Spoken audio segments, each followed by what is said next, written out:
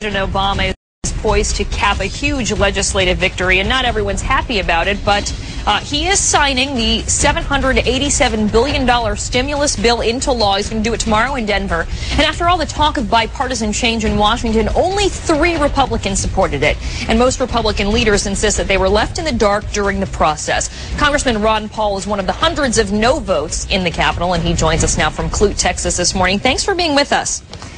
Now, you say Good to be with you. You say that the legislative process around this bill was, quote, atrocious. President Obama, when he was a candidate on the trail, pledged that the public would have 5 days to review legislation online before he signed it. And, of course, as we all know, this bill was more than 1,000 pages long. You said your staff did not have a chance to read any of it until after midnight the night before, and that there were only 5 hard copies available. What was going on? There were 5 copies available to the House, and I think 5 to the Senate. And that wasn't available until the House opened at noontime. So, no, it essentially was not available to us. And who could stay up all night and read 1,000 pages? So obviously it was done, like business as usual. Things have been going on like this for a long time. But this one was a little bit worse, and it was bigger than usual. So it was not a very good day for America. So besides the problems that you have with how it went down, you also have major policy concerns and differences with what you think this stimulus will do. You say that you just don't think it's going to stimulate the economy, that it's going to actually prolong the agony. Why do you feel that way? Well, this is the whole thing. It was a bad process, but if you come to the conclusion that it's a negative, it's really a sad day.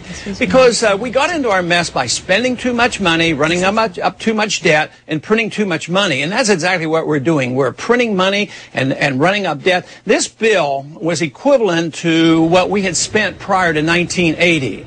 The national debt was $800 billion in 1980. We had to raise the national debt this time with this bill by another nearly $800 billion.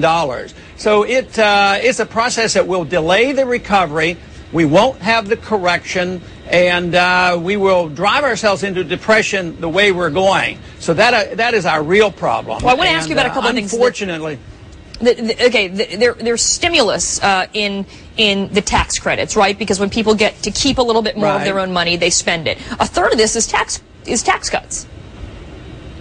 Yes, and if that was the only thing we were doing, that would be fine. But you really should do that with cutting spending too. I mean, just to explode the deficit. This has been the theory by supply-siders for a good many decades, and they've compounded our problems by setting the stage for conservatives running up the debt. So you cut taxes. I always vote to cut taxes, but I always vote to cut the spending too.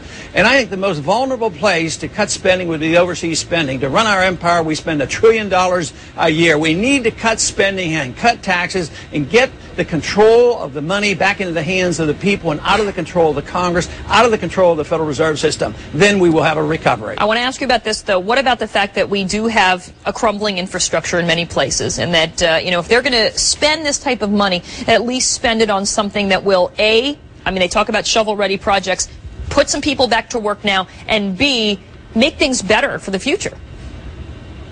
Yeah, it wouldn't be the perfect way to do it under our constitutional system, but under today's conditions, if you cut, all these building projects over in Iraq and around the world, yes, bring that money home, save some of it, put it against the deficit, and use it in the infrastructure. That would be okay as an interim.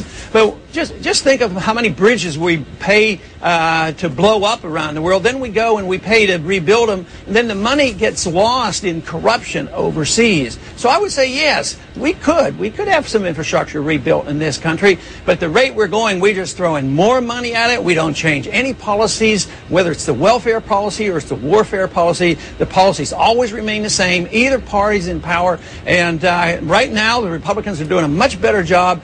But all I got to say is, where were we for the past 8 years? We contributed to this problem, and that's why our credibility is low. But what we need to do is just look to the Constitution, follow the rules, and we would come up with all the answers that we needed.